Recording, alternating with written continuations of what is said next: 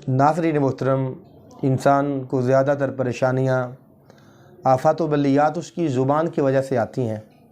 भाई भाई में झगड़ा हो रहा है, मियाँ बीवी में झगड़ा हो रहा है, औलाद अपने माँ बाप से झगड़ा कर रही है। ज़्यादातर इसमें जो रोल अदा करने वाली चीज़ है वो ज़ुबान है। दुनिया में ज़्यादातर झगड़े और फसादात ज़ुबान ही की वजह से होते हैं। और रसूलुल्लाह सल्लल्लाहु अलैहि वसल्लम की अगर हम अहादीस तय्यबा का मुताला करें तो हमें ज़्यादातर ताकीद इस बात पे मिलती है कि अपनी ज़ुबान को कंट्रोल में रखना चाहिए। और रसूल अकरम सल्लल्लाहु अलैहि वसल्लम जहाँ तक कि जहाद जैसी इबादत में भी ज़ुबान को कंट्रोल रखने का कहा गया।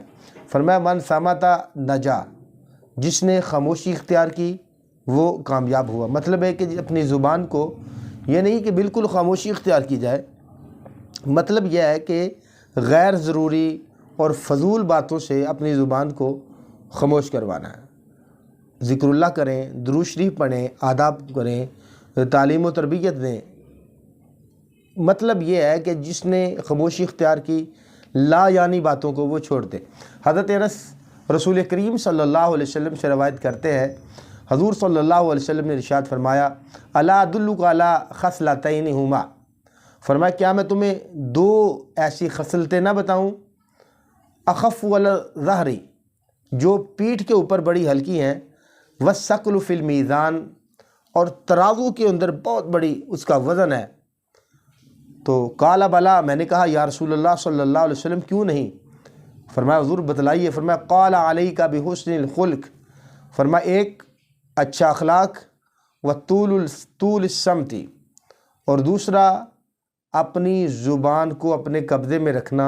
मखलूक़ात के तमाम आमाल में जो ज़्यादा चीज़ें अल्लाह को पसंद है, अल्लाह के प्यारे हबीब को पसंद है, फरमाया वो बेमिसल ये हैं कि अपनी ज़ुबान को अपने कंट्रोल में रखना।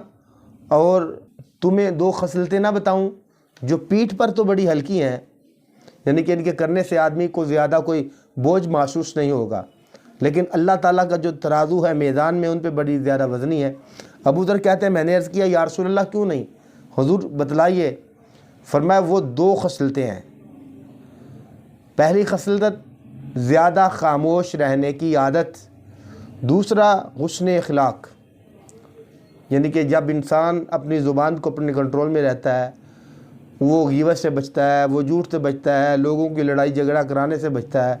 और ज़्यादातर खामोश रहने का यही मतलब लिया जाता है कि बेज़रूरत नामुनासिब बातों से आदमी अपने ज़ुबान को महफूज रखे।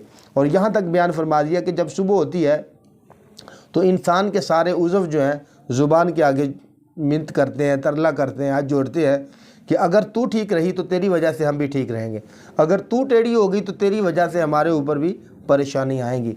तो इंसान को चाहिए कि अपनी ज़ुबान ला यानी गुफ्तगू से महफूज करे।